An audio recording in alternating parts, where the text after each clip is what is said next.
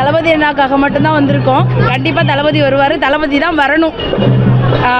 அவர் வந்தால் தான் எல்லாமே நல்லா இருக்கும், மக்கள் எல்லாருக்குமே பெஸ்ட்டாக இருக்கும். ஓகேண்ணா, தேங்க்ஸ். விஜயை பார்க்கறதுக்காக வந்திருக்கோம். நான் மன்னார்குடியிலேருந்து வரேன். திருவாரூர் டிஸ்ட்ரிக்ட் தான், நானும் மன்னார்குடியிலேருந்து வந்திருக்கேன். எங்கள் பாப்பாவுக்கு விஜய்னா ரொம்ப பிடிக்கும், அதுக்காகவே நீ தூக்கிட்டு வந்தோம்.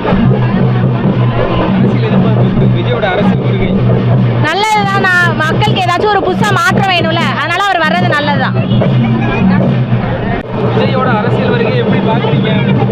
நாங்கள் ரொம்ப எதிர்பார்த்துட்டு தாங்க இருக்கோம். தளபதி வரணும்னு சொல்லி நாங்கள் எதிர்பார்த்து தான் இருக்கோம். வந்தால் நல்லா ஜெயிப்பாங்க. ரொம்ப என்ஜாய் பண்ணுறோம், வைப் பண்ணுறோம்.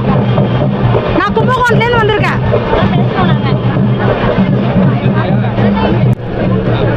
தளபதி அண்ணாக்காக மட்டும்தான் வந்திருக்கோம். கண்டிப்பாக தளபதி வருவார், தளபதி தான் வரணும்.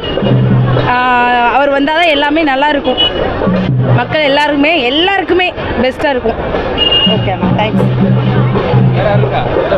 ரொம்ப எங்கள் தளபதியை நாங்கள் ரொம்ப எதிர்பார்த்துருக்கோம். நாங்கள் ரொம்ப ஆவலாக எதிர்பார்த்துட்டு இருக்கோம். என்ன தமிழ்நாட்டில் என்ன டெவலப்மெண்ட் இருக்குது, எங்கே பார்த்தாலும் குப்பையாகவே இருக்குது. என்ன க்ளீன் பண்ணுறாங்க? அமைச்சர்கள் வீடு சைடு மட்டும் க்ளீனாக சுத்தமாக இருக்குது, ரோடும் சுத்தமாக இருக்குது. மற்ற இடத்துல என்னங்க இருக்குது? இங்கே பாருங்கள், எல்லா மூலையிலையும் பாருங்கள், ஒரே குப்பையாக இருக்குது, க்ளீன் பண்ண மாட்டுறாங்க. என்ன ஆட்சி நடத்துகிறீங்க? எங்கள் தளபதி கண்டிப்பாக எல்லாமே பண்ணுவார், கண்டிப்பாக எல்லாமே பண்ணுவார், நான் நம்புகிறேன்.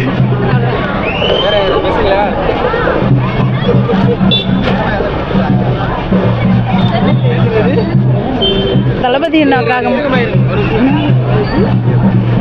வரைக்கும் கலைஞர் கோட்டையா இருந்தது. அண்ணன் வந்தோடனே தலைவர் கோட்டையா இது மாறப்போகுது. டிவிக்கே தான் இந்த இடத்துல ஃபுல்லாவே. தளபதி அண்ணன் வந்த உடனேயே தேருக்கு அடுத்தது அண்ணனை மட்டும்தான் மக்கள் வந்து கொண்டாட போறாங்க. இங்க இப்ப வரைக்கும் அண்ணனுக்காக ஆர்வமா எங்க பார்த்தாலும் திருவிழா மாதிரி கொண்டாடிட்டு இருக்காங்க. திருவாரூர் தேருக்கு அடுத்தது அண்ணனோட காலடி பட்ட உடனேயே இங்க மக்களோட சந்தோஷம், உற்சாகம் எல்லாமே வந்து ஆர்வமா கொண்டாடிட்டு இருக்காங்க இந்த இடத்துல. நாங்கள் தளபதியை பார்க்கறதுக்காக காலைல 5 மணிலேருந்து வெயிட் பண்ணிட்டு இருக்கோம். நாங்கள் ஆட்சி மாற்றத்தை எதிர்பார்க்குறோம். அடுத்த சிஎம் தளபதி தான். நாங்கள் எல்லாரும் கண்டிப்பாக 2026 ஓட்டு போட்டு எங்கள் தளபதியை நாங்கள் சிஎம் ஆக்குவோம். சிஎம் சேர்ல உட்கார வைப்போம்.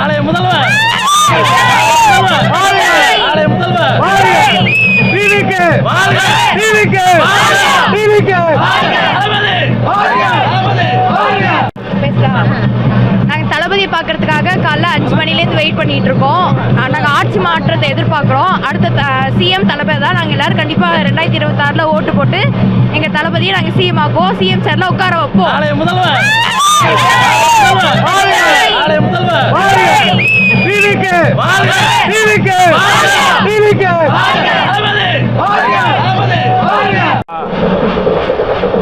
வணக்கம். திருவாரூர் மேற்கு மாவட்ட பொறியாளர் அணி அமைப்பாளர் BM மகேந்திரன். தளபதி 2026 சிஎம் ஆவாருங்கிறது எங்களுக்கு தமிழ்நாட்டு மக்களுக்கு கண்டிப்பாக தெரியும். ஏன்னா ஒரு மாற்றம் வரணும். காரணம் என்னன்னு கேட்டிங்கன்னா, இந்த தமிழ்நாட்டில் எதுவுமே சரி கிடையாது, எல்லாமே ஊழல் தான்.